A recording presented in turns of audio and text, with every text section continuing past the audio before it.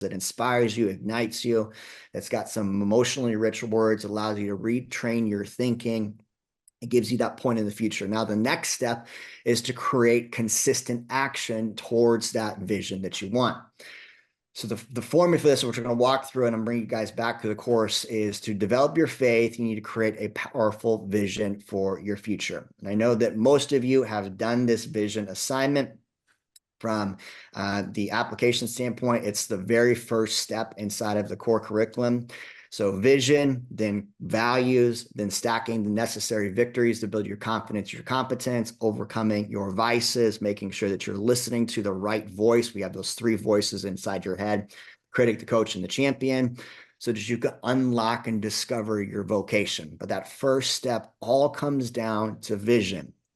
So this is a friendly reminder that if you haven't reviewed your vision, or if you happen to be walking through a valley right now, you're struggling, you're suffering, and you don't know where to go, that first step is always that faith-based decision of where you're going. If we don't have that blueprint on the map of where you are and where you want to go, we end up just spinning our wheels on the hamster wheel. And I know every single one of us has been there at some point.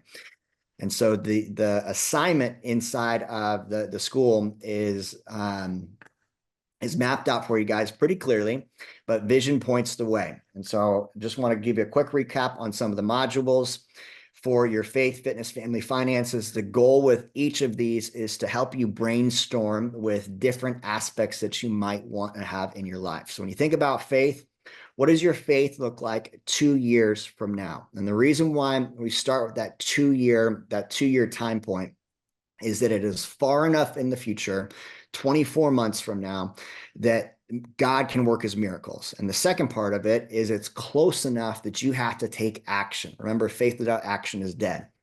And so having a really clear picture of what faith looks like 2 years from now. So maybe you wake up in the morning and part of your morning routine is just getting into scripture. That can be something you include inside of your vision statement, your vision document. You've got a unbreakable faith because you are practicing regular time getting into church. You've got a community group you're a part of. What are the aspects that you want to include in your life so that you can actually start to feel that sense of strong faith? If you click on each of these boxes, there are some quotes, there's some guides to check out, but there's a handful of tools here to help you brainstorm across that category of faith. And so I want you guys to just take a quick moment, 30 seconds or less.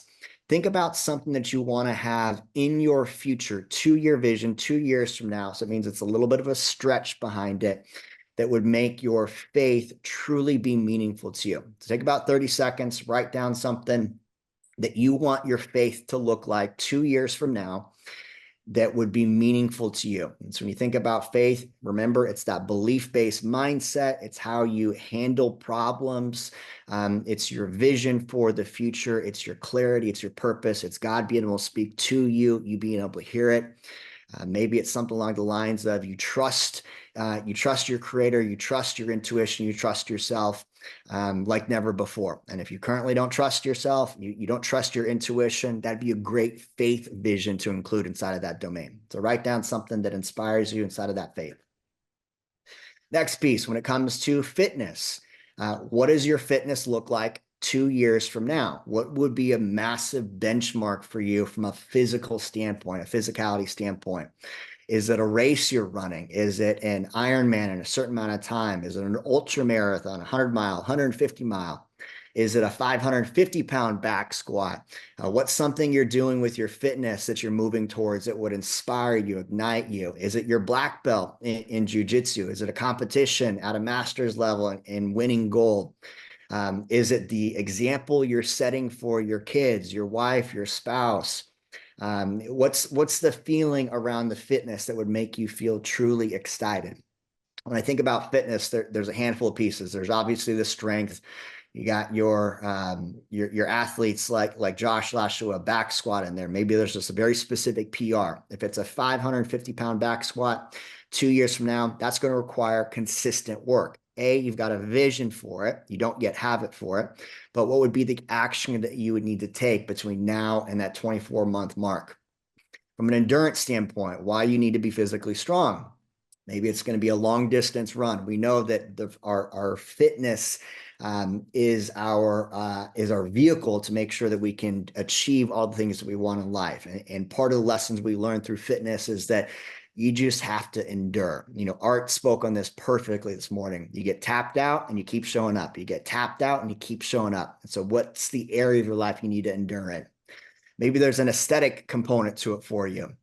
Rich says he's training for a bodybuilding competition. And so there's a certain aesthetic vision that he has. I want to get on stage. I want to be single digit body fat. I want to be ripped and peeled. I want to have abs that are visible through my shirt. I want to have rounded cap shoulders, all of that. If you're building your ideal vision, have a picture that you want that's going to take some systematic process to get you there.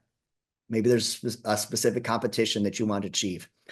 So with your fitness domain, take 30 seconds, write down something that you want to achieve in the next 2 years that's related to the domain of fitness. Like just a few minutes, write that down.